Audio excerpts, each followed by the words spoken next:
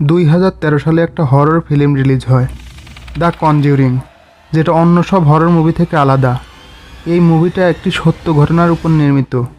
এই মুভির সবচাইতে ভয়ঙ্কর ব্যাপার ছিল এই পুতুল, যার নাম অ্যানাবেলা।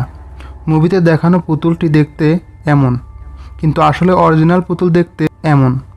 এই মুভির ডাইরেক্টর মুভিকে আরও বেশি এন্টারটেইনমেন্ট করার জন্য এবং আরও ভয়ঙ্কর বানানোর জন্য পুতুলটি রিডিজাইন করে, কিন্তু আসল পুতুল অন্য সব পুতুলের মতোই নর্মাল পুতুল ছিল। আপনাদের মধ্যে অনেকেই ভূত বিশ্বাস করেন না। আপনাদের বলে রাখি, মানুষ যেটাকে ভূত বলে আসলে ওটা আত্মা। অনেক সময় মানুষ জিনকেও ভূত বলে থাকে। So let's explore the true story of the Annabella doll. এটার কাহিনী শুরু হয় 1970 সালে। একটা মেয়ে যার নাম ডোনা, তার মা তাকে একটি অ্যান্টিক ডল গিফট করে। ডোনার ছোটোবেলা থেকেই পুতুল অনেক পছন্দ, যেই কারণে সে কলেজে পড়া অবস্থাতেও পুতুল নিয়ে সময় কাটাতো। ডোনা তখন কলেজে পড়তো আর সে ডাক্তারি পড়ছিল। ডোনা যে অ্যাপার্টমেন্টে থাকতো তার রুমমেটের নাম ছিল অ্যাঞ্জি। তারা দুজনেই একদিন নোটিস করে তাদের পুতুলটি এক স্থান থেকে অন্য স্থানে নিজে নিজেই চলে যায়। তারা যখন ঘরে ফিরত তখন তারা দেখতো পুতুলটি আগের জায়গায় নেই। তারা যদি পুতুলটিকে বেডের উপর রেখে যেত, এসে দেখতো সেটা সোফার উপর আছে। অনেক সময় অন্য রুমে চলে যেত। এমনটা দিনে দিনে বেশি হতে থাকে। একদিন তারা কলেজ থেকে এসে দেখে তাদের টেবিলের উপর অনেকগুলো পেপারে লেখা হেল্প আস, হেল্প আস। পুতুলের এক জায়গা থেকে আরেক জায়গায় যাওয়াটা তাদের কাছে তখন নর্মাল হয়ে গেছিল। কিন্তু একদিন তারা কলেজ থেকে এসে দেখে তারা পুতুল যেখানে রেখে গেছে পুতুলটি সেখানেই আছে। ডোনার মনে সন্দেহ জাগে। সে পুতুলকে ভালোভাবে দেখে। সে দেখতে পায় পুতুলের গায়ে রক্ত লেগে আছে। তারা তখন খুবই ভয় পেয়ে যায়। তখন তারা একজন প্যারানর্মাল ইনভেস্টিগেটরকে ডাকে ওই পুতুলটিকে ভালোভাবে দেখার জন্য। ওই ইনভেস্টিগেটর পুতুলটি দেখে বলে, এটা কোনো নর্মাল পুতুল না, এটার মধ্যে মৃত মেয়ের আত্মা রয়েছে, যার নাম ছিল অ্যানাবেলা হিগেন্স। ওই ইনভেস্টিগেটর পুতুলের আত্মার সঙ্গে কথা বলার চেষ্টা করলে অ্যানাবেলা বলে, আমি ওই জমিতে থাকতাম যে জমিতে এই বিল্ডিং তৈরি করা হয়েছে, যেই বিল্ডিং এ এখন ডানা আর এন্ডি থাকে। আর আমার মৃত্যু হয় 7 বছর বয়সে। ছোটবেলায় আমার মা বাবা মারা যায়। অ্যানাবেলা আরও বলে, আমি ডোনা আর এন্ডির সঙ্গে সেফ ফিল করি। অ্যানাবেলা ওই ইনভেস্টিগেটরের মাধ্যমে জানতে চায় আমি কি ডানা আর এন্ডির সঙ্গে থাকতে পারি। ডানা আর এনজি অ্যানাবেলার দুঃখের কাহিনী শুনে অ্যানাবেলাকে তাদের সঙ্গে থাকার পারমিশন দিয়ে দেয়। কিন্তু তাদের বন্ধু লেও, যে এই বিল্ডিংয়ের অন্য রুমে থাকতো, সে এটাতে একদমই রাজি ছিল না। লেও বলে সে প্রথম থেকেই এই পুতুলটিকে পছন্দ করে না। লেও বলে পুতুলটি এমনিতেও দেখতে ভয়ঙ্কর। আর সে ডোনাকে বলে পুতুলকে যেন তাদের সঙ্গে না রাখে। কিন্তু ডানা ওই ইনভেস্টিগেটরের কথায় আশ্বাস পায়। তারা ভাবে একটি 7 বছরের মেয়ে আমাদের কি এমন ক্ষতি করবে। সে কারো কথার গুরুত্ব না দিয়ে পুতুলকে ছাতে রেখে দেয়। এরপর একদিন লেও তার রুমে ঘুমাচ্ছিল। হঠাৎ তার ঘুম ভেঙে যায়। তখন সে তার হাত পা এমনকি তার পুরো বডি প্যারালাইজড অনুভব করে। সে কোনো কিছু নাড়াতে পারছিল না। সে একটি বাচ্চার হাসি ও কান্নার শব্দ পায়। তখন সে চারিদিকে দেখে এবং নিচের দিকে দেখতেই সে ওখানে অ্যানাবেলাকে দেখতে পায়। অ্যানাবেলা তখন হাসছিল আর তার দিকে এগিয়ে আসছিল। এক সময় অ্যানাবেলা তার বুকের উপর উঠে বসে, কিন্তু লেও তার হাত পা নাড়াতে পারছিল না। অ্যানাবেলা তার দিকে এমনভাবে ভয়ঙ্কর দৃষ্টিতে দেখছিল, যেটা দেখে লেও অজ্ঞান হয়ে যায়। পরদিন লেও তার জ্ঞান ফিরলে সে বুঝতে পারে না আসলে গত রাত তার সঙ্গে কী হয়েছিল, এটা বাস্তব ছিল নাকি স্বপ্ন। সে অ্যানাবেলাকে দেখতে যায়, কিন্তু অ্যানাবেলা তার রুমেই ছিল। পরের দিন লেও আর এনজি বিল্ডিংয়ে একা একা ছিল। তারা দুজনেই হঠাৎ ডোনার রুমে কিছু একটা শব্দ শুনতে পায়।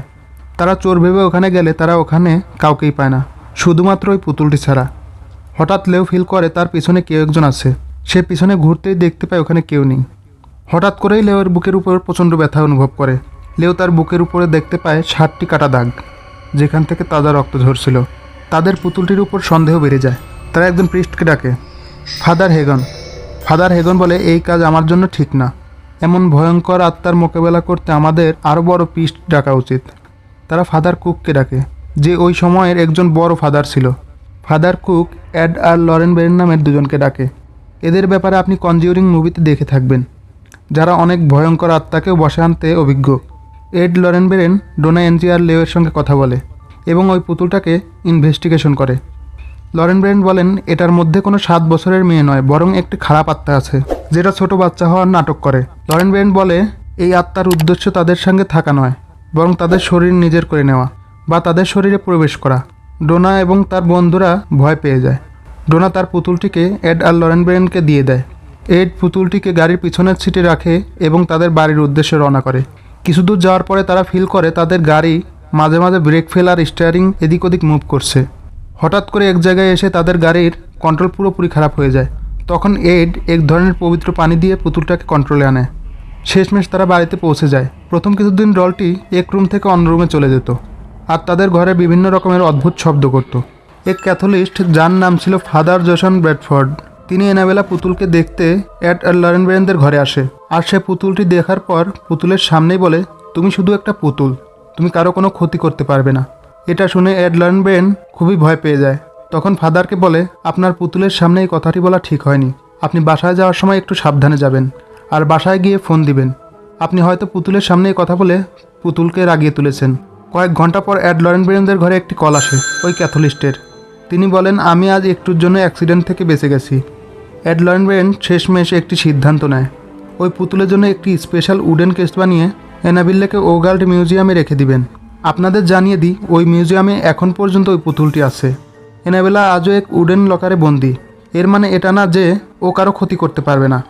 কিছু বছর পর একবার এড কিছু ভিজিটরদের ওই পুতুলের ব্যাপারে বলতেছিল। তখন ওই ভিজিটর এনাবেলাকে নিয়ে ফাজলামি করতে থাকে। আর যখন ওই ভিজিটর তার বন্ধুর সঙ্গে বাইকে করে তাদের বাড়িতে যাচ্ছিল, তখন তাদের একটি মারাত্মক অ্যাক্সিডেন্ট হয়ে যায়। তার বন্ধু তো বেঁচে যায়, কিন্তু ওই ভিজিটর ওখানেই মারা যায়। ওই ভিজিটরের বন্ধু যে বেঁচে গেছিল, সে বলে অ্যাক্সিডেন্টের আগে তার বন্ধু এনাবেলাকে নিয়ে ফাজলামি করতেছিল।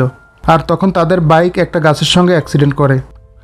আজও এনাবেলা নামের পুতুলটিকে ওই মিউজিয়ামে গেলে পাওয়া যেতে পারে। এনাবেলা পুতুলটি দুনিয়ার সবচাইতে অভিশপ্ত পুতুলদের মধ্যে একটি নয়, বরং দুনিয়ার সবচাইতে অভিশপ্ত পুতুল। যেটা বললাম, এনাবেলা পুতুলটি এখনও ওই মিউজিয়ামে পাওয়া যাবে। যদি আপনাদের কখনো সুযোগ হয়, আপনি কি ওই পুতুলটির সামনাসামনি দেখতে চাইবেন? কমেন্টে জানাবেন। এই ভিডিওতে লাইক, কমেন্ট আর শেয়ার করে আপনার কাছের বন্ধুদেরকে এই অভিশপ্ত পুতুলের ব্যাপারে জানিয়ে দিন। আর আমার চ্যানেলটিকে সাবস্ক্রাইব করে পাশে থাকা বেল আইকনটি ক্লিক করে দিন, কারণ আমি এমনই ইন্টারেস্টিং ভিডিও আপলোড করি। আমার আগের চ্যানেলটি নষ্ট হয়ে গেছে, প্লিজ এই চ্যানেলে আগের মতোই সাপোর্ট করবেন।